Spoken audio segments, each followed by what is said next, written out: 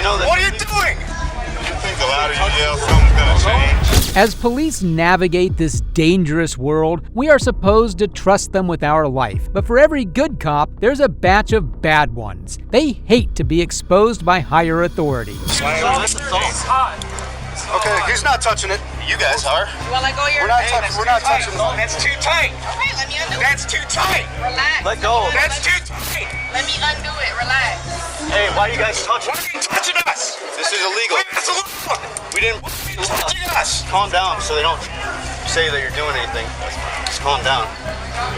You know that. What are you doing? You think a lot of you yell something's gonna change? Why are you doing this? You have the right.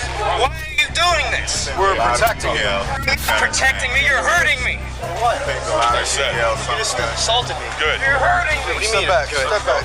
Yeah, you got that too what? tight. It's too tight. Doing. Loosen it. Let go of some of this shit. Let go of that. Loosen it. Let go of some of this stuff. Loosen the cuffs. Loosen the cuffs. They will. Yeah. Loosen the cuffs. They will. Loosen the cuffs. Loosen the cuffs. Well, you're... Loosen it. There's nothing wrong. I guess there's computers in there. Loosen the cuffs. Loosen the cuffs. Stop. What are you doing? Ow. What are you doing? The brothers were unfairly arrested and escorted back to the police van. The officer in white, Captain Zuba, shoved one of the brothers out of spite. Let it go. Dude, that's my phone. Let it go. We'll put it in your bag. Which bag is this? Being recorded.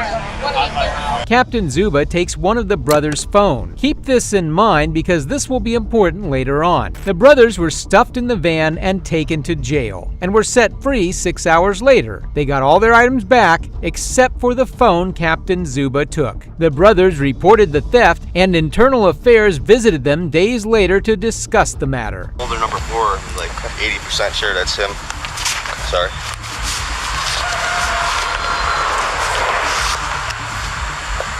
If you can just sign it and write what percentage you believe that's and who do you think that is? Captain Zuba.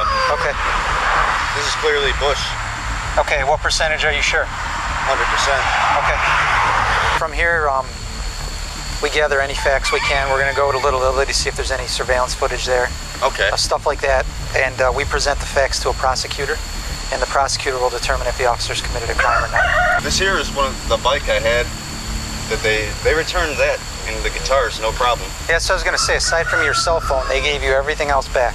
Just your cell phone was not in your bag or nothing like that. Yeah, I mean, I hate to be accusatory, but it was kind of wrong what happened, man. And I think they might have destroyed the cell phone because of the evidence of him assaulting me on it. Almost all the deputies present at the scene told Internal Affairs that the captain told them to turn their body cams off. Only one officer's body cam was on, and that would come back to bite Zuba in the behind. Did you have a WCS camera on that day? I did have it with me, yes. And why wasn't it activated during the incident? Captain told us no cameras. How come you didn't activate it? I was told not to.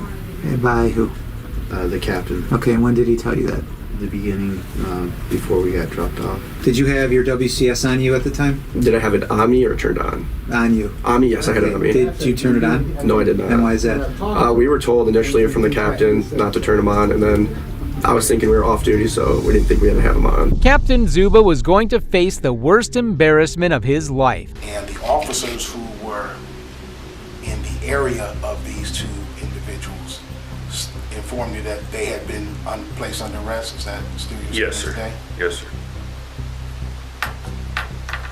And do you recall which officer or officers informed you that they had been under arrest at that point? Bush. Bush did that. And this is as the workman brothers are approaching you.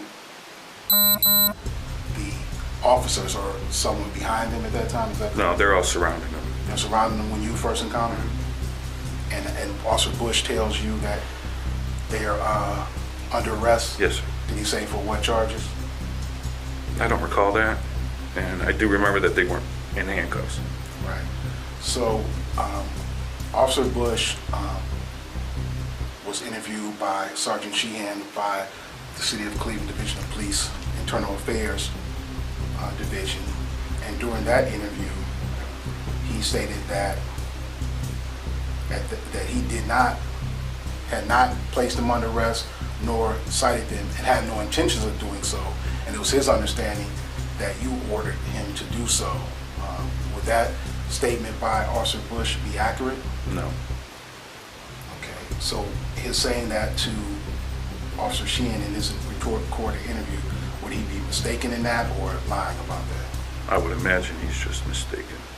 Oh, he wasn't mistaken, all right. Lying through his teeth wasn't going to help him, since Internal Affairs already interviewed all the other officers. A violation of this church's rule, would that be a criminal offense? As far as I understand, yes. Because within the city of Cleveland, isn't it lawful to do the act they were doing? If had it not been for the church prohibition against that, would their actions be lawful? As long as they weren't obstructing. Right. So the permit that the church holds or held for that feast, did it detail the permit holder's right to curtail otherwise lawful activity by citizens? That's beyond me. Because my understanding from Sergeant Sheehan from the Internal Affairs that the church's permit only granted them two areas of authorization: to block the street and to encumber the sidewalks with certain displays. Okay. So, that being said, how could they control otherwise protected First Amendment speech and actions that, per Section 657801, is permissible conduct within the city of Cleveland? Zuba was trying to say that the church's authority overruled the Constitution, which was straight BS. The investigator gave him a law that shut Zuba up real fast. Also, Captain DeZuba, It says 4 o'clock. did you, 4 o'clock, at any time, did you order any officers who were working this detail to not activate their WCS? No. You never ordered anyone to do that? No. Tony Tomorrow had his on. Right. He's the only one did, and he said the reason why he had his on, he wasn't assigned to that detail. He works, I guess, community policing that's already working in the Little Italy area. Is that correct? And so he's the only one who had his on. That's the only reason we got this. No, there Except were. for the only other officers who had theirs on were the officers who transported them, who was Officer Turner and Love. And in their IA interviews, Patrol Officer Bush, Patrol Officer Anderson, Dominique Anderson, badge number 1753. Patrol Officer Scott Carey, badge number 2400. Patrol Officer Richard DeVelchio Jr., badge number 1278. Patrol Officer Musina, Patrol Officer Wright, Patrol Officer Cody Dorner, badge number 269. They all stated in their IA interviews that you ordered them not to activate their WCS camera. In fact, Zuba's face was turning red. He knew he was screwed. It was 7 testimonies against his 1. Were all of them liars? It's a direct statement that they're saying the captain orders them not every to last turn it on. one make that direct. Not that somebody had said we're not turning our cameras Every on last during this one. event. So the captain would have had to go to each one of them and directly say, do not turn your camera Some of them on. said it was said when they were getting off the bus, because I guess they rode a bus to this detail, And then who the captain and then- met them at the bus. and I think it's Del Vecchio who says during the actual arrest, he goes up to Captain DeZuba and said, should I have my WCS on during this? And Captain DeZuba said, no. Again, these are what these officers are saying in their interviews. Each and every one of them, to a man, all said, including Officer Bush, every officer said they were ordered by Captain DeZuba to to not activate their WCS. Each and every one of them. And none of them had their WCS on. Well, can he And speak I to asked that? him, yeah, he'd already answered it. He said he didn't issue that order. Get off a bus? And some said during this arrest, they were told, don't go on. Okay. Did you ever tell No. them during the arrest, don't So turn those your officers, camera on? again, those officers who made those statements during their IA interviews, they're mistaken or lying about you issuing that order? I can't tell you why they said what they said. Well, I was standing next to, I believe, Kozar and Tomorrow. Tomorrow had his video on. Right, he's the only one. If I had said anything during the arrest, it would be on Tony's video. Well- If I said, don't turn your videos on, Tony would have shut his off. They Well, could be saying whatever they want to But protect themselves. I think Officer Tomorrow is saying he wasn't working that detail. Is that correct? He wasn't working that detail? He to was sign working you? for me. He's working though for the city. He's working for the city, right, but not There. detailed there. There. Well, he Detailed said that's there. his ordinary. He's not working. He's not working part-time there. Some guys work secondary employment. Some guys work for This the was city. none of this was secondary employment. All of this was working for the city, paid, and each officer Right, said that they was filled a out an big overtime card. confusion. They all That's- filled out an okay. overtime card. That's not a secondary employment issue. Okay, but At what all. he's Tony worked directly for me. here's what he's saying. Right, but that's his regular we're- thing. And so Officer Okay, Tomorrow, again, okay. I'm not interjecting mine. I'm saying what Officer Tomorrow is Okay, saying. let me- He's saying he had his WCS on because he wasn't, Let he me- didn't come there with them. I He wasn't understand. part of this. We agree. He had it on, and he's Mm-hmm. working for the city. They're all working for the city. The other ones don't have it on. But I agree with you. You're telling me he has his on because we know there's a camera footage. The interview footage suddenly cuts off for unknown reasons. There's so much corruption going on that it's insane. The only officer whose body cam was on had a lot of interesting details to share, as well as some other officers. Prior to this day, had you ever encountered these two guys? I've never encountered them, but I've seen them around downtown before. Okay. They always stand around and play their guitar? Is that what they do, or they just... I've seen them on 4th Street playing their guitar. Okay. I was in the downtown unit. Are they normally allowed to do that? I'm not sure. I would imagine. Okay.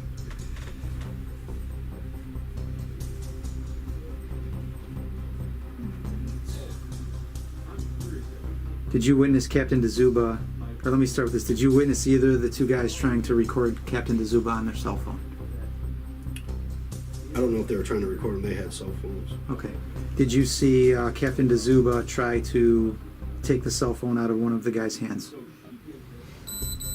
I think during the arrest, I took one of the cell phones out of the person's hand. Okay, but you didn't witness Captain DeZuba ever... Because the complaint is that Captain DeZuba grabbed the guy's hand when he was trying to film him and twisted his arm. You didn't witness anything like that? No. Okay. The way how I translate your video is that you kind of were walking up after this initially started. Is that correct? Yeah. Okay. So in your video, you take Joseph Workman's cell phone out of his hand. That's the guy with the white T-shirt on. Yeah, one of them. And the video shows you handed to Captain DeZuba. Yeah. Did you see what happened afterwards? No. Okay, so you didn't. Did you see Captain DeZuba with the phone after you handed it to him? No, because I think even while I was putting stuff in the van, my camera caught DeZuba and he didn't have it. Okay. So I don't know if he set it down somewhere. And that's the next question. You don't know what he did with the phone after that? Okay. Do you know why these guys were arrested? Do you know what they were charged with? No. Okay. Were you present when they were issued a minor misdemeanor citation? I think somebody was asking for a minor misdemeanor book. Okay. Or maybe as I was walking away or something. But you weren't there. So after your camera goes off, you were out of there. You didn't return at all. You didn't have any. Okay. Did you see any other officers with their cell phone? With the suspects? Yeah, with that same cell phone that you took from the hand to the Zuba. Have you heard anything about what happened to it by chance? It's highly likely that Zuba stole that phone and destroyed it. It probably had even more severe incriminating evidence on him. I only created a path to the van with you guys. Did you have a WCS camera on that day? I did have it with me, yes. And why wasn't it activated during the incident? Normally, like, we never really used them at the feast. I've done it a few times, but also Captain told us no cameras. When did he say that? Right around the time the gentlemen were being arrested, or prior to, right around there, people were like, no, everybody just kept saying no cameras. Like, the captain said no cameras. I got a no camera sign, so I didn't turn mine on. I didn't turn it off. Okay.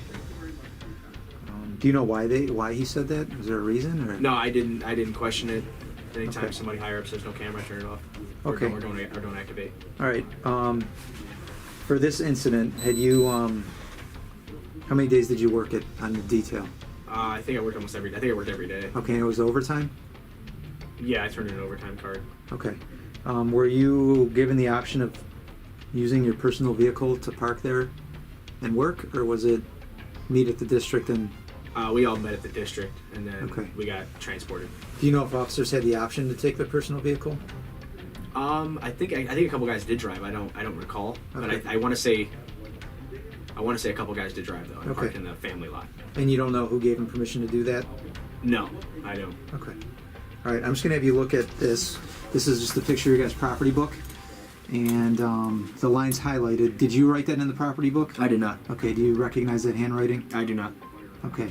When you put something in the property book, do you also enter it into LERMS and put a tag on it? Yes, I do. Okay. And do a property found sort of report? Yeah, there would have been a report done when we turned it in. Okay. Do you normally put multiple items on the same line? No, sir. You usually do individual lines? There's an individual line for each item. Dumb cops are parasites to society. I wish we could get rid of them all. When we are lucky, higher authority sweeps them away forever, never to be seen again. I didn't fight the system because I honestly believed they were my checks. It's scary when you start seeing police chiefs being interrogated for corruption. How can you trust any cop if their chief gets caught for his crimes? This interrogation will show you exactly how this chief manipulated the system and cashed in on it. On March 10, 2018, Buckeye Lake Police Chief James Hansey went over to a residence for a police call and accidentally fired his weapon. This led to an investigation into the chief's conduct, where the police found out that there was a lot of shady stuff he had been doing this whole time, and nobody knew. I wasn't even thinking of being on technically light duty. Right. Had no gun with me. And, you know, with there someone possibly being in that house dying, you guys have done the same thing. You'd have went in. We had 3 people here, and we've been trained. I told Ritter, give me your handgun. Vermaiden went around the side of the trailer to see if there was a door on the back. And we went in, cover 3. Vermaiden was the first one in the door, went to the right. Because it's a single wide. Went in and I went to the left and I held the whole back of the trailer. And the trailer is really dark. And the only lights that's on is their flashlights and a TV in the very back room. I'm standing here, low ready, left hand, and all of a sudden something flashed. I thought someone was coming up at me. When I came up, I hit a corner and put went in the round, went in the floor. Okay. Did you have your finger on the trigger or something when you went up? I had, yeah. Hansey had a finger amputation just a day before the incident and was advised to stick to desk duty. But the policy didn't get through the thick skull of his, and he ended up endangering lives. From her end, set her and her son down and said, listen, we had an accidental discharge. Sorry about that. Everything in the house is fine. And his exact words to me is, I don't give a shit. The point still stands. He wasn't allowed to be there. Would he say sorry about that if the shot actually injured someone? Was there any conversation about not telling them about the accidental discharge? Yes, there was. Okay. Was that your call? Yes. Okay. And what was the rationale there? Ritter likes to tell things, and for the integrity of the case, integrity of the accidental shooting, Ritter, you don't have to go tell everybody that we had an accidental shooting. Let's get this investigated first. Let's get it looked at. Let's save the integrity of the case right here before anybody, it's 1,700 people know. Sure. And that was the only reason. But no reason to hide anything. How can you hide an accidental discharge? Makes it tough. Things go bang real loud. Yeah, and you got a spent shell. We got the shell. Okay. Yeah, I sure did. I told him. Because he likes to tell. Yes, obviously it's the mayor's fault. Dodging accountability is going to be difficult for a guy his size. I called the mayor 6 times and she never called me back. She called Ritter instead of calling my phone. She does that a lot. Because she had the other day, she's standing there, Ritter's phone goes off. Call from Peggy Wells. He's talking to her. I walk up and say, why aren't you calling me? I'm the chief. Right. That's true. Huh. So you guys got some communication barriers between you and the mayor, you would say? From years, she's been on council for years, and yeah, she never liked the police department. She's actually picketed against the fire department. She don't like them.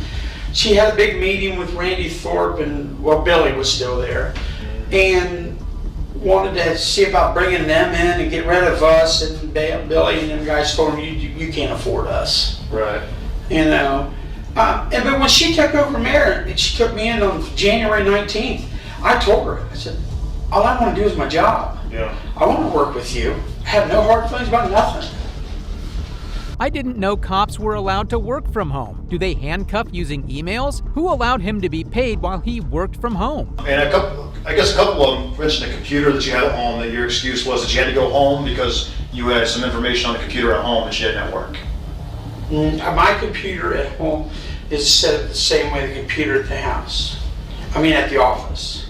Okay. And if I was at my house doing stuff and writing, you can go to my house right now and I can show you the stuff that I've done, changing policies and changing things. I've had permission from our mayor, Kate Carroll, to go there. Okay. Have you had permission from this mayor to go there? No, and I haven't. Okay. All right. I wish I'd have brought my phone in. The times that they're probably talking about is I burnt my foot right heel really bad, clear to the bone, and I had to have a special boot. Who allowed him to be paid while he worked from home? The police chiefs should report weekly to some higher authority, and investigators should go through the police station at least once a month. It hurt to walk in it. And I would come in the mornings, I would get the mail like I was supposed to, I would check the phone recorders and do everything else, and then I would go to the house and do what I had to do. You know, but I always had my walkie right there, and they knew this. Well, I think part of it too was they said they came over, you know, a couple of times, and you were just wearing shorts and a t-shirt watching cops while you were on duty. No. And that was the, you know, and then when I checked the records, you had him log down his hours for that day. You know, but my concern is if you're at home that day, you know, and that's true. Let's say that's true what he's saying. You know, if you're just sitting around watching cops when you're supposed to be at work, that could be an issue. Right. Why do you think that is, Jimmy? I would go home a lot, but I would not. I would be in blue jeans or my BDU pants and a shirt that always said police, and I would be doing the stuff that I was allowed to do on the computer per the mayor. He was treating the police station like a restaurant he owned. What a waste of tax dollars. What are your procedures for junking cars? Junking cars? Yeah, let's say you get a car in an impound, nobody comes and gets it. What is your procedures to get rid of that vehicle? Run the thing through the state of Ohio. They come back and tell us if there's a lien on it. And then you send that person, or if there's a lien on it, you send that person 10-day notice. Or if there's no lien on it, you send that person, the owner, 10-day notice. And then if they don't collect it, or we get it back, they've got 10 days to pay the towing or anything like that. If not, then I go get a title from the BMV, and then we gather how many other cars we got up, get 3 bids, and then people come out and look at the, you know, like junkyards or private people or whatever.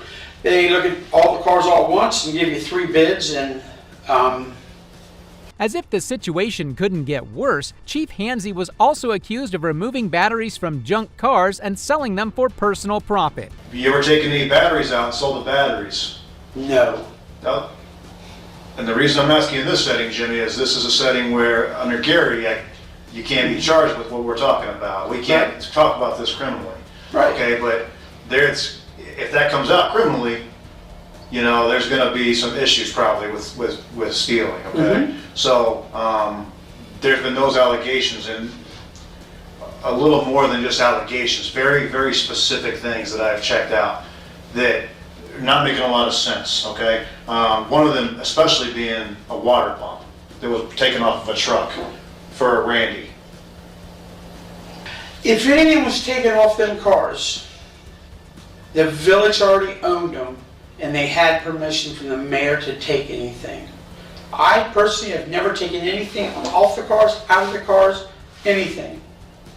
Now Randy and Mark Dimmick has, yes, but they've always had permission, and they've never done anything until the vehicles were owned by the village. Sure. This police department was a joke. Petty crime right under the roof of a police station? The village owned it. Did you take any batteries then after they owned it? Did the mayor say, hey, you can take these? I'm trying to, explain it for myself in my head why I've had two people tell me the same thing now. Two different people. One, that I would say is completely on your side. One that says maybe not completely on your side, and they're both telling me the same thing. So I'm trying to figure that out why in my head that would be the case. So is there a circumstance or an instance where you did take a battery or two after the mayor cleared it?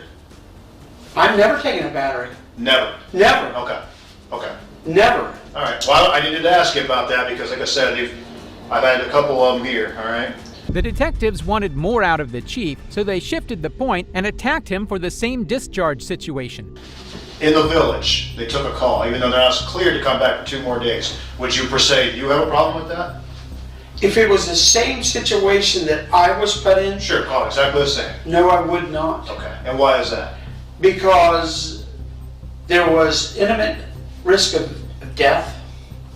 He was there. He had plenty enough people to take care of what the situation was. And I believe he has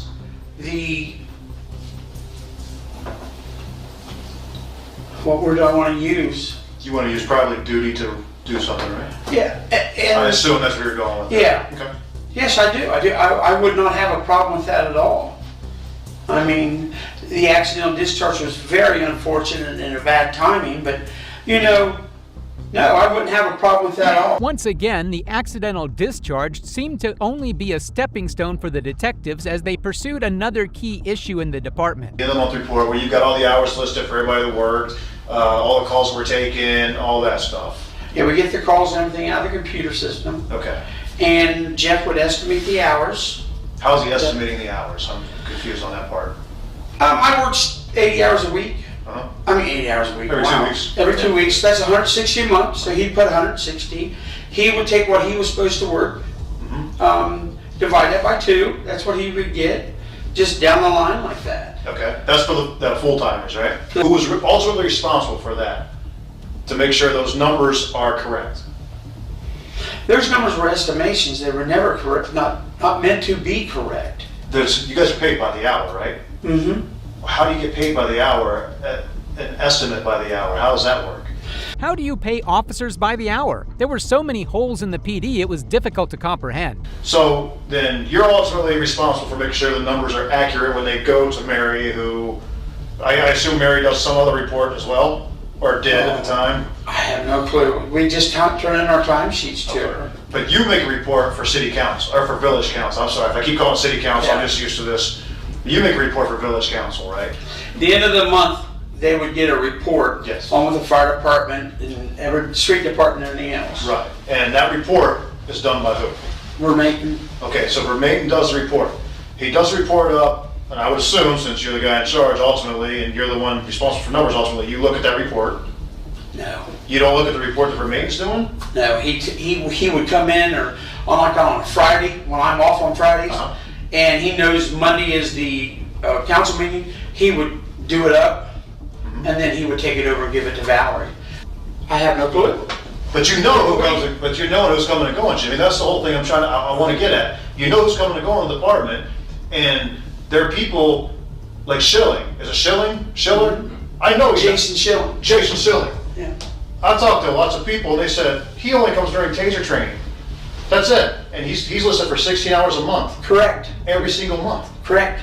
Because Frank Foster, our mayor, said he did our radar, he did our taser, and he did something. What else did he do? Radar, taser. The department's officers were all overpaid for the work they performed. One officer in particular was paid full-time, despite only attending taser training. Here's the chief's explanation. It may not be 16 hours.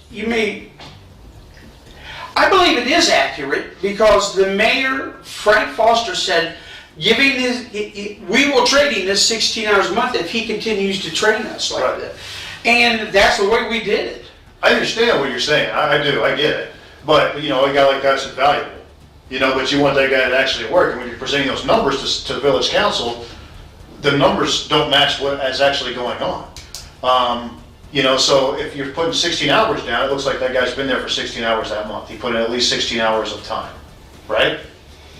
If you wanted to look at it that way, yes. I don't know, I mean, I really don't know how else to look at it, Jimmy, when it comes to that, because, again, yeah, valuable guy, you want to keep him around, you want to keep him happy, but he's not putting the numbers in that you are saying he's putting in.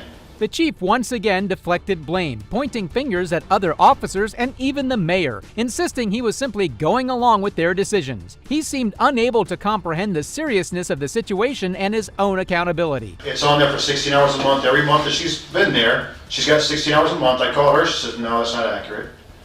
I call the guy she rides with, Haas. Jeff Haas. Jeff says, no, she does not work 16 hours a month. Yeah, you guys put 16 hours a month on that sheet. Again, you understand that's a criminal charge. That could be a criminal charge to do all that stuff. There's no monetary value. There's no monetary value. You're making it public. You're making a public record. You're falsifying a public document because it's going over to village council. You see what I'm saying? So you're falsifying a document that goes over there, and I don't know why. I don't get it. I really don't understand it.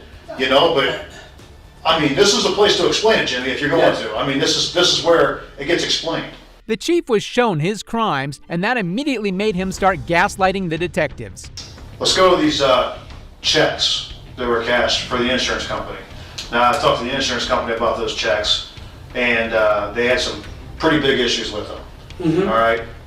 That may be something that I'm going to have to turn over to somebody else to investigate criminally. If it gets to that point, I may have to do that. I don't know what's there. The insurance checks that when you were transported to the hospital and you were supposed to pay, you were supposed to cash them, and you cashed 4 of them. Oh Lord, you got to be kidding me. See, Jimmy, the problem with an internal investigation is once it starts rolling, it starts opening the door to all kinds of other stuff that comes in. Mm-hmm. And I have a duty now to at least address it and try to figure out what's going on. In this setting, again, you're under Garrity. Okay, I can't use anything you say criminally. Period. Okay. Oh, I understand. So, all right, I want you to understand that, before you. This is funny. These checks, I honestly, wholeheartedly, with my life, believe they were my Aflac checks. Because I talked to John Curtis, you can call him and ask him, I got him in my phone. He says, you've got a check coming, and you're going to have checks coming for your follow-up visits. I just got a check, and you can run out to my truck or give me the keys. I got $3,100 out there. I just got an Aflac check for this. Okay. I honestly, wholeheartedly, 1,000,000% believe them checks were mine. This has started to piss me off. When I found out they weren't, I made arrangements and they were taking money out of my payroll every month. I didn't fight the system because I honestly believed they were my checks. The entire police department was a mess, and the detectives were just dropping bombs at the chief, who should have been aware of this prior to this investigation. As the investigation neared its end, Hansi's desperation became clear, and he even admitted to some of the alleged misconduct. In the end, he once again tried to become the victim in this situation. Right before Mary left, in December, I asked if we could get a window tint meter for $48. No, you don't have the money. Seriously? Wow, $48? $48. So that's the way we've always been in that village from day one I started. They don't give us nothing. We buy our own paper. We buy our own uniform. They give us a uniform allowance. But we buy our own boots and we buy our own guns and our belts and stuff that whatever the uniform allowance won't cover. That reminds me of something though, Jimmy, I gotta ask you before you take off here. You threw away a bunch of property the other day. We've seen a bunch of crooked officers today, but this last one takes the cake. Anybody done something illegal? Well, I like to identify you, just know who I'm dealing with, make sure. Fourth Amendment right now to show that to you. Well, if I make a contact with you for a reasonable suspicion call like I am right now. Being suspicious is a misdemeanor or felony. Okay. Well, sir, here's the deal. I was called on you, okay? For a suspicious vehicle, you said yourself you don't live over here, you have a purpose. What's your purpose? Is the purpose legal or illegal? That's for you to determine that. Okay. So for me to determine that, I need to see your ID. How is my ID going to determine whether I'm... Well, it helps let me know who I'm dealing with. Cops usually skip over this step, but they have to investigate and determine that a crime is being committed before asking a person to identify themselves. The Haynes was about to accuse him of way more. No. Okay. It's not none of your business. Well, it is my business if you're planning on breaking into something, which I don't know if you are or not. Make that determination whether you feel I'm going to break into something. Well, that's why I want to identify you to help me figure out the determination. How is my identifying? Okay, because if I identify you and I run your check and it says you've been arrested 5 times for burglary, then I'm going to go a little bit further. If it's nothing, I'm just going to identify you, kick you loose, have a good day. What suspicion of a crime do you think that have committed, about to commit, or... 500, HR 502 over here. So I have a call for service. I understand. Okay. I've had multiple. You're doing your I've job. had multiple calls. And so if you're not from here, I'm not sure if you are or not, because I don't know who you are. Okay. My plate's right back there. I'm sure you can run it. Yeah. Okay. So is that how you want me to identify you, through your plate? If that's what you have. Are you the owner of the vehicle? Do you suspect that I'm not? I have no reason to believe you are. Well, I'm sitting in a truck in front of the house, waiting. For what? I'm accused right here. Okay. That's none of your business. It is my business. No, it's not. Why is it your business? Because I want to make sure you're not going to break into these houses or anything like that. Do I look like I don't know. You have a ladder. That's your determination you have. You have a ladder. What could you use a ladder for? Does that ladder in the back of your truck? But you also have the right. I also You have the right to ask me. If I'm conducting an investigation, which I'm currently doing, and you don't comply, it's obstruction, correct? Am I being detained? I'm asking you a question first before I answer that. Okay. Until I know whether or not I'm being detained. You are not free to leave at this time. Okay, then I'm being detained. I won't answer any questions until I deactivate my lights until you're free to go your detained. It's like a traffic stop. Okay? So, do you have an ID on you? Do you have an ID on you? I don't answer questions. Do you have an ID on you? I don't answer questions. Accepting searches or seizures from persons without Okay. nothing wrong. I'm sitting on the side of the road in front of the house. Public road. That's 500. This is public roadway. public roadway. Owned by the city of Blanchard? But is it owned by the city of Blanchard? Is this owned by the city of Blanchard? Haynes was trying to throw so much shade on Grants. Even if he could take his ID and it said that he used to be a burglar, nothing would change. Haynes still has to investigate. Grants knew the laws, and what he said next showed that.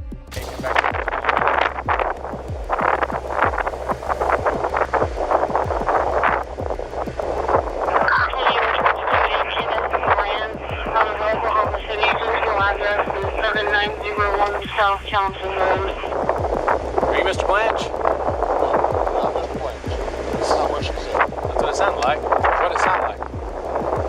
Can you repeat that last name, please? Hey, from Grant, George Robert, Alan Laura, Tom Zebra. Radio distort those sometimes. Clear on Grants. So are you Mr. Grants? Alright, man. Dude, it's not a big deal. I'm just trying to identify you and catch you loose. With this day and age, as you guys put it, citizens have to start standing up for their rights or they lose their rights. I'm not trying to lose your rights at all, man. I'm just trying to make sure all these people around here living in this neighborhood are safe. Okay? Do you have any reason to believe that I'm here for my rights that I'm gonna stand by? And I understand that, and I don't want to. For that purpose. And I saw the Army sticker, and I appreciate your service, but I want to make sure that you're not here for nefarious reasons. So that's all I gotta do is identify you, make sure that you're not a wanted murderer, or got warrants like that, then I'll catch you loose and you have a good day. Okay. You already ran my place. They gave you the information that you needed. You can ask them to go ahead and run me through NCIC or. Do you have a date of birth then? Because I have to run it with a name and date of birth. I'm not going to answer that question. Grants wasn't going to budge, but things would really start to heat up when Captain Bellamy arrived on scene. You're required to do that. Will you give me your ID? Absolutely. Show me the statute. Give me 1 second. Okay.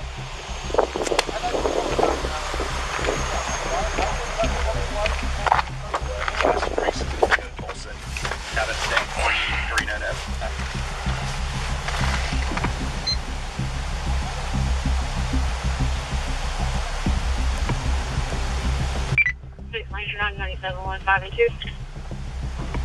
Clear 1453.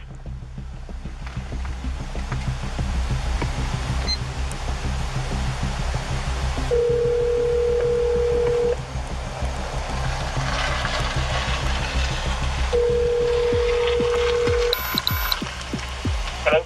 Hey, Travis. Hey, what's up, man? Nothing. Sorry to bother you. I got a random question for you, though. I'm dealing with something right now. Yeah. So I got called out to an address out here in Blanchard, Summer Valley Road, for a suspicious vehicle, and gentleman's parked in a black pickup. He's from Oklahoma City, but he won't give me his name and tells me he doesn't have to give me his driver's license because he's not done anything wrong. He's driving a vehicle? Well, he's parked right now. Oh, okay. Well, technically, there's no obligation for him to identify himself. I mean, unless you've got reasonable suspicion that he's committing a crime. Well, the thing is I have no reasonable suspicion to believe that he's not committing crime because he has a ladder in the back of the truck and he's in front of houses that aren't occupied right now. Oh, I see. Okay. Yeah, there's no compelled ID statute in Oklahoma. I have to think about, I mean, do you have anything else to suggest that he might be involved in something illicit? Well, I'm curious why a man from Oklahoma City is parked on a dead-end road in Blanchard. Bellamy was just plain disrespectful. Grants and Officer Haynes were having a civil discussion, and this macho just wanted to show us that he's a tough guy. Ultimately, Haynes would try to verify what Grants was trying to say by calling the district attorney. All you've got is a guy sitting in front of an unoccupied house with a ladder in the back? Yeah, and the road he's on is it's one of those not city Blanchard roads, but he says it's city easement even though he's parked in this person's yard. Part of his truck is in the person's ditch line. He's like, well, that's easement. I'm like, well, this is a private road, so therefore it's not a city easement, buddy. Right. Yeah, man, I don't think you got enough to compel him to give you his identification. Okay. I mean, I know that's not what you want to hear. No, that's why I called you instead of just ripping him out of his truck. Yeah, no, I'm with you. I mean, you might try to think of a way you can get it pulled over and stopped. But I would have to, you have to base on some sort of observed traffic violation in order to get my ID. Yes. But like, this is the first person to hell out of me for years. Clipboard that has today. Code 4. It has what on it? Today's date, 3 a.m. and a camera, and it has one of these addresses. Oh, okay. So he's got a manila envelope in his front seat in plain view with a camera on it. The manila envelope has 3 a.m. and today's date. And one of these addresses on and an address on the street on it. Summer Oaks? Summer Valley. Did you hear that, Travis? Yeah, I didn't quite understand it. He's got a manila envelope in plain view on the top of the receipt. It's got a date and a time and an address on it? An address on this street on it. And it says 3 a.m. It says 3 a.m. And a camera. And a camera sitting next to it. Oh, he's probably a private investigator. Probably, but I don't know why he wouldn't want to tell me that. I asked him if he was a because those guys are douchebags. Yeah. I mean, that's been my experience, and there's probably some of the more litigious people that you want to come across that be involved in a lawsuit. Yeah, man, I just don't think you're over the line. I mean, I don't think you're beyond that point. Okay. Well, all right. I'll just tell him that I'll contact Cleet about his private eye license or whatever it is. Yeah, I mean, if you want to continue, talking to him, and but I'm just, and I gave him the same spiel I gave everybody else that says I don't have to give my ID. Yeah, you're right, you don't. But I like to know who I'm dealing with. Make sure you're not a convicted murderer. And he says, well, I don't answer any questions. I'm like, look, man, I'm not asking you a whole bunch of questions. I'm just trying to figure out who you are. If you ain't got nothing to worry about, give me your license. I'll cut you loose. Have a good day. I just have to do my job and identify and make sure you're not here robbing, because guess what? If the house gets broken into, you're the person I'm going to come talk to. He's a vehicle check back too. Even the district attorney told Haynes that they had no right to ID him. The officers should have backed off. Is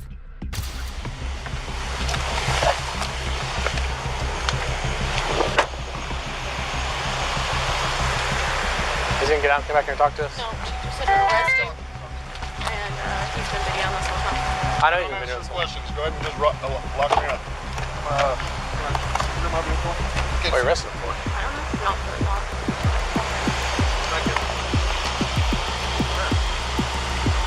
What are you arresting him for? Huh? He hasn't violated really a crime yet. So Are you investigating a crime or possible crime? Possibly. Okay, he's obstructing an officer from doing his duty, right? Okay. All right. Said you're meeting somebody here in a few minutes? You have a legal right to make contact with you based on a call. And I don't And have you're to obstructing answer that. questions. I'm not here to listen to you. I'm here to tell you what's going on. Okay? I don't care if you record me. Okay? We I are don't ours care. are recorded Okay, too. you're obstructing an officer from doing his duty, so now you're under arrest, unless you want to cooperate. Okay? That's the way it goes. Have a nice day. Would you like to explain the address and the time on the folder inside your vehicle with the camera? I don't answer questions. Okay. Look, man. Identify yourself. I don't answer questions. Look, man. They didn't ask a question. Hey. Can you please take your hands out of your pockets for me? Thank you. Look, all I'm trying to do, man, if you're PI, no big deal. At this point, Haynes would have probably let Grants know that he was in the clear. But before he could do that, Chief Stacy White arrived on scene and just 16 seconds later asked Bellamy to cuff Grants. Turn around, pretend right back for a second. You need place investigative detention, okay? You investigative detention at this time. You understand that? I hope all your body cameras are on. They are, sir. Do you understand that? I said your name. Just said. What did I say? That I'm under investigative detention. Okay. What does that mean? I'm being detained. Okay. So you're being detained. I understand what that means. All right. So there's a difference between an arrest and a detainment. There is. There is. You are correct. If you're an insurance stressor, that's fine. We'll identify you. We'll make sure you're at the right house and kick you loose. Not a big deal, bro. Well, the folder for this house is sitting right there. The homeowner's not home, so she doesn't. Do you have the homeowner's name that I can contact, make sure you're supposed to be here? Yeah, but that's none of your business. Okay, that's fine. As a matter of fact, if you want to go talk to that neighbor right there, he has the garage door to let me into the house so I can get a photograph of the inside of that garage door. That's all you had to say from the beginning, man. I don't have to tell you that. Don't you guys understand what my rights are? Nobody said you have to tell us that. What we said is that you have to identify yourself. I do not. You do have to identify yourself.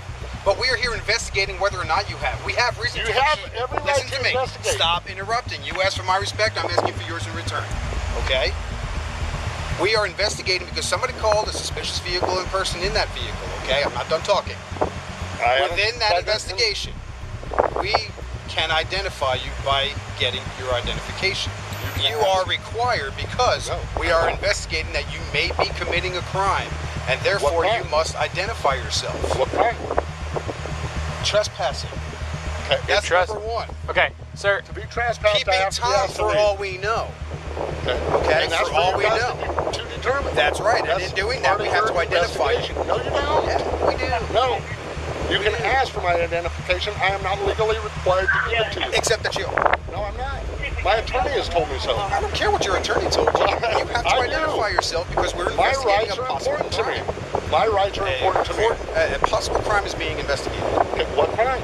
I just told you two. Okay. If then arrest me for those two crimes. We haven't determined that you've committed those crimes. I haven't committed any crime. We have to identify you. No, you don't. Can you look in? I have a Fourth Amendment right not to tell you. Helpful any of the owners. People can make contact if they're connecting anybody. Address for that. As confidently as Captain Bellamy spoke, the law wasn't going to change. Ultimately, Grants took this to court, and the court ruled in his favor. Grants took home $75,000 from this case. All that money went from the taxpayer's wallet just because some deputies and a tyrant chief didn't know the law and acted out of their egos. This next case takes a horrible turn as police arrive on the scene of a head-on collision. And the prime suspect? A drunk cop. On May 1st, 2021, on a highway in Albuquerque, New Mexico, police arrived at the scene of a devastating crash. The floor on the back. Smell it too. Yeah. Hey, brother. Come here. Go over here. You got your driver's license on? I'm sorry? Do you have your license on? Yeah. Get up on me real quick. What happened? I have no idea, man. I fucking head on. Oh my god. What do you mean head on? I have no fucking clue what's going on. Like, that car was coming towards you? If I could tell you, I would, man. It just, oh my god, dude. What are you remembering? I'm just trying to come home and. Okay. So you're going southbound? Obviously, yes. Okay. Yes. And then. That's it, dude. That's all. You remember lights? You remember anything? No. I'm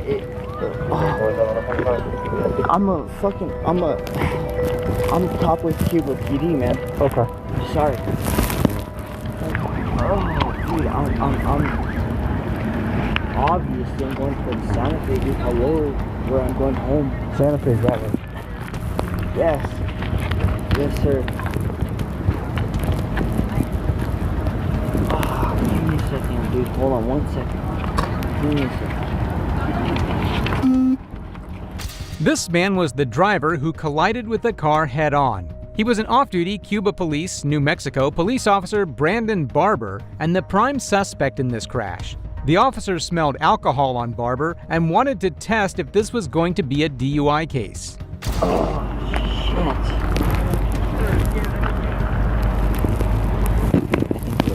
I think we're okay. Can you do me a favor real quick? Follow my finger real quick, bro.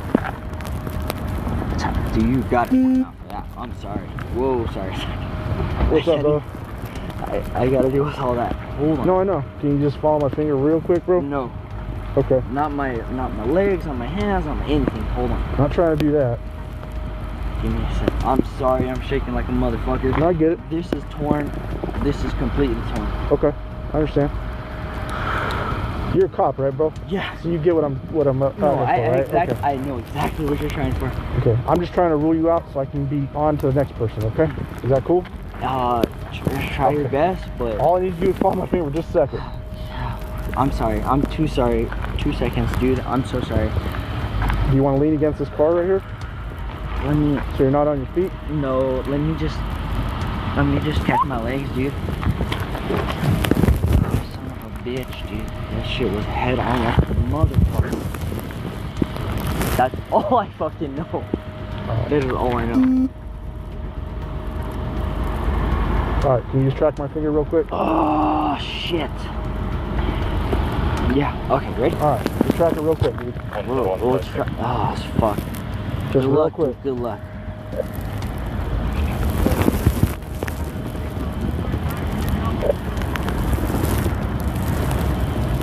The officer noted that Barber had bloodshot eyes and he was moving his head when subjected to a field sobriety test. Barber then gives his side of the story. So you can't recall anything at all that happened? No. I wish I fucking could, dude. I wish I fucking could. You haven't had anything to drink this evening? Yeah. Oh, yeah. Yes. What did you have to drink? I had a beer today. Okay. I had 2 beers, actually. I'm sorry. Okay. What time was your last drink? I'd have to tell you. If you had to guess.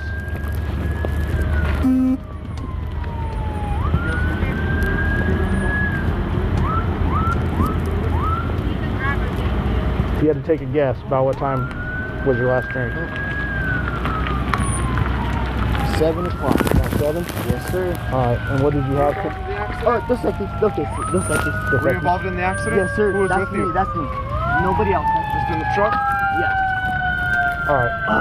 So, here's the deal, brother. And you know where I'm coming from, okay? I do smell alcohol on you. Alright. Yeah, obviously, there's something else going on over here that we're trying to figure out. Would you be willing to do some tests for me just so I can make sure that you're not intoxicated? Whatever you need to do, dude. Alright. I'm gonna have you come lean on the front of this car. Because obviously you said your leg's injured, right? Yeah. Alright. Barber told the cop that he had 2 beers, but he seemed to be really disoriented, even in the call earlier when he was telling someone that he was going to Santa Fe while he was going the opposite way. Fortunately, Barber agreed to further tests.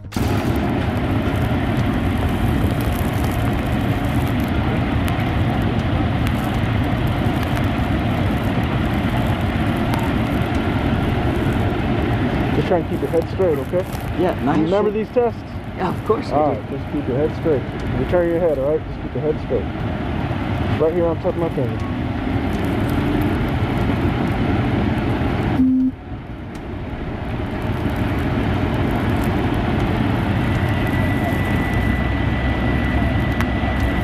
All the way over as far as you can look at it. That's it, man. You're looking over here, brother. That's just follow my I can't finger. go any right? further than that. Alright. Just follow my finger, alright? You're gonna take my head with you. Well, keep following it. That's it, dude. Right there. Just keep following it, huh? What's going on, bro? You want to keep doing these or no? Yeah, of course I do. Of course I do. I got hit head on, dude. All right, let's keep doing them here. You don't mind? Huh? You were by yourself? No. Yeah. Oh, okay. I thought you had the other female on the phone. Yes, you Me. were. I was. You want to be medicated? Yes, absolutely. He's got odor alcohol from it. She said that when she was coming up, he had no lights on the vehicle, so she didn't see him. So she swerved out the way, and that's when. Alright, he's looking like he's 47, based on everything I can see. Just keep an eye on him real quick. Let me go check out what's going on here. He was laughing and giggling the whole time. Little did he know that one of the two people in the car he crashed into was dead, and the other was in serious condition. Then we hear what the witnesses had to say. Can you just give me a brief summary of kind of like what you seen, what happened? Before we were coming, it was like nobody was here. It was just these two, honestly. I don't think anybody saw the accident happen. Okay. But I almost hit the truck in front of me because I didn't see it when I was driving. I just stopped. So that's whenever I stopped over here. Did he have lights on? Huh? Did he have lights on? No. Okay. And he hit the truck that's there. Okay. I appreciate you guys.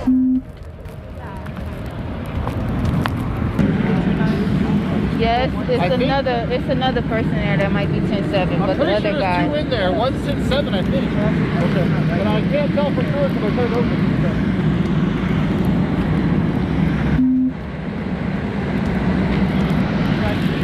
over. Moments later, Felix Nunez arrived on scene flexing his badge. He was the son of Barber. That's my son in the ambulance. Okay. Yes, 1080s in there. Okay.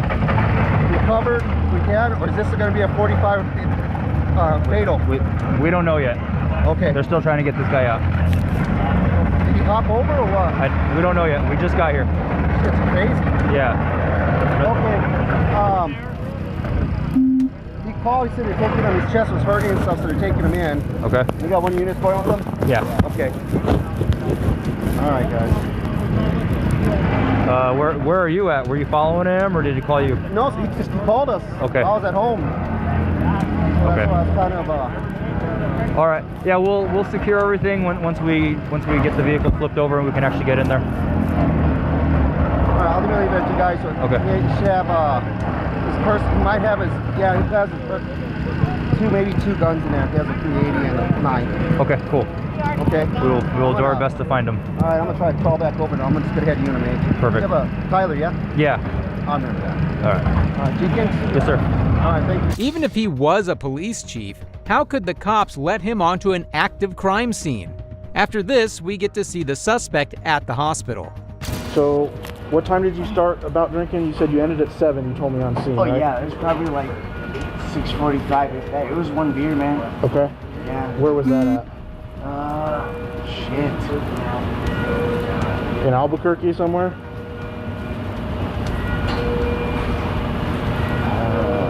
Honestly, I think it was like Bernalillo, honestly. You were in Bernalillo? Yeah, at the time. Okay. So, you were heading to Santa Fe, you said? Yeah, back towards Bernalillo. Okay, so so you were in Albuquerque then? Or? At the time, yeah. Okay, you were in Albuquerque, all right. Yeah, absolutely. And you're heading to Santa Fe? No, back towards Bernalillo. Back towards Bernalillo? Yeah. Okay. And you had one beer. What time did you guys start drinking? For the draft or what? I don't even pay attention to the draft. I don't even fucking know how that works. All right. What time did you about start drinking your beer? Maybe about 3? 3? Yeah. Okay, so you started at 3, then you finished it at 6:45? So 3 hours and 45 minutes? No, honestly, I only had 2 drinks. 2 drinks? Yeah, I had 2 beers. Okay. I'll be in hours. I had to get my daughter from school, so it was nothing legitimate. Okay. All right. Obviously, you smacked your head pretty good, I take it? I fucked my shit up. Okay. Can I finish the horizontal gaze nystagmus test on you? I don't think it'll be legitimate, but you could try. Do you want me, will you accept me doing it, or do you not want to consent to it? Let's finish this medical piece and then we could do it after we're good from there. All right. I think. All right, I don't well, know, man. right now, I have reason to believe that you're under the influence of intoxicating liquor and or drugs, okay? There's an open container in the vehicle. You were actually driving possibly the wrong way on the freeway. Me? Yes, sir. And also, there's you have red bloodshot watery eyes, strong odor of alcohol.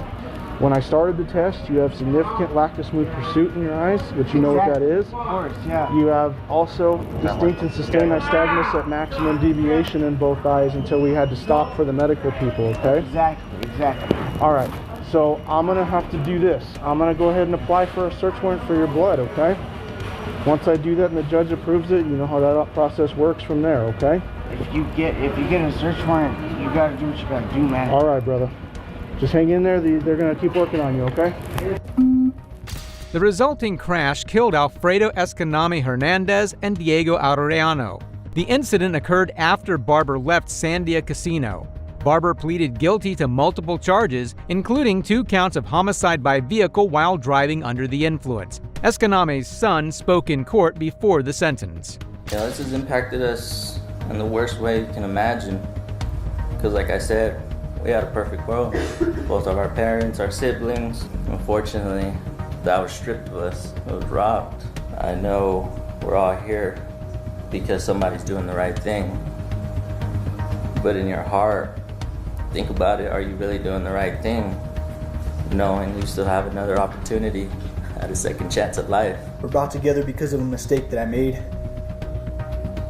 One that resulted in a heartbreaking and traumatic event.